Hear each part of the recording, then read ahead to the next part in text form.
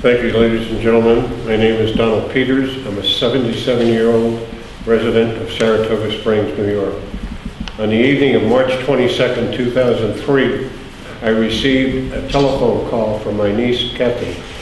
She reported that her mother, my sister and only sibling, had been fatally injured in an automobile accident that had occurred as Alice was en route to her home in Bayside to Kathy's home in Floral Park.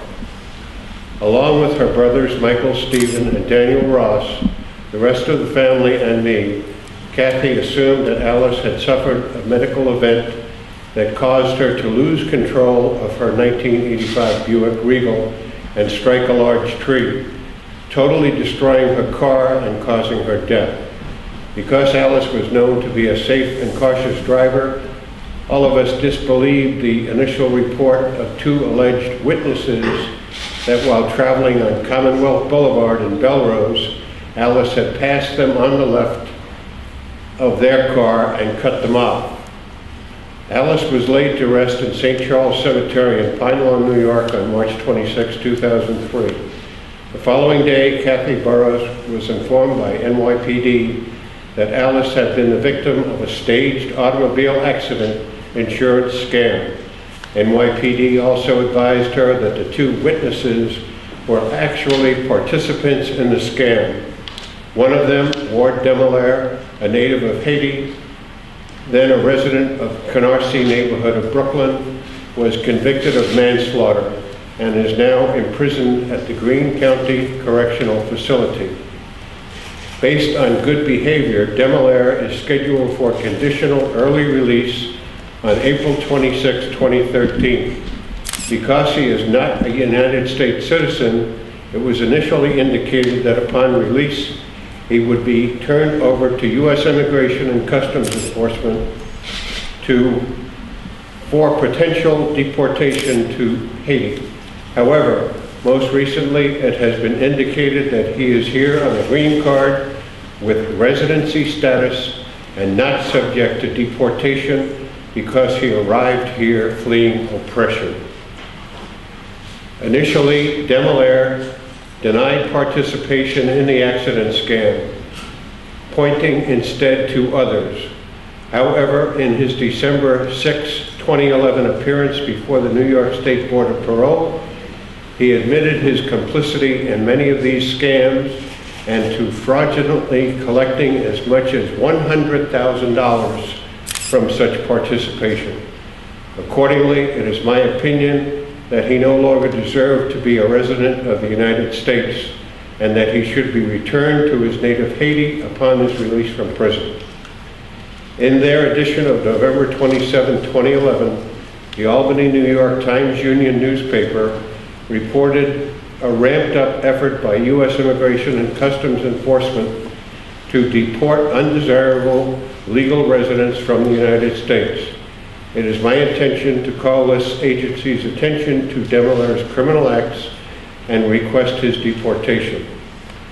Alice Ross had attained age 71 on March 17, 2003, just 5 days before her horrible death. Some would say that she was old, but she was not. She maintained a full-time productive job and led an active lifestyle. Less than a year prior to untimely death, she swam with dolphins. She was a devoted, kind, and generous person. She was taken away from us much too soon, just to satisfy the greed of criminals who think they are only taking money away from an insurance company, which has plenty of it just sitting around. Some would believe that these are victimless crimes, but that is untrue. Alice left behind a loving family of children, grandchildren, a brother, aunts, cousins, and others, as well as dear friends, all of whom have missed her presence very much. We grieve her with anger towards those who took her away from us prematurely. Grief coupled with anger is difficult to manage, since the anger becomes overpowering. Some of those that Alice left behind have now joined her in heaven. Unfortunately, one of those was her beloved grandson, Andrew Burrows.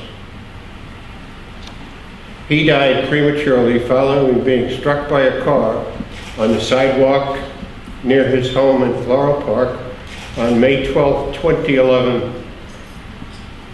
He was only 9 years old. This coming Saturday, May 12th, the one-year anniversary of Andrew's passing, a day at the races will be held at Belmont Park. This is a fundraiser supporting the Andrew Burrows Best Buddy Foundation and is sponsored by the Sewanaka, Elmont, and Floral Park Special Education Parent-Teacher Association. I would request that those of you with the power to do so amend the applicable laws and/or regulations to provide greater penalties for the crime of automobile accident insurance fraud and to modify the no-fault automobile insurance provisions to make them right and just. Alice Ross' family was unable to collect an award for her death because it was not termed to be an accident. Thank you for your attention and consideration. You're welcome. Thank you, Don, for your thoughts on Alice's life and tragic death and its impact on your family. Thank you, sir.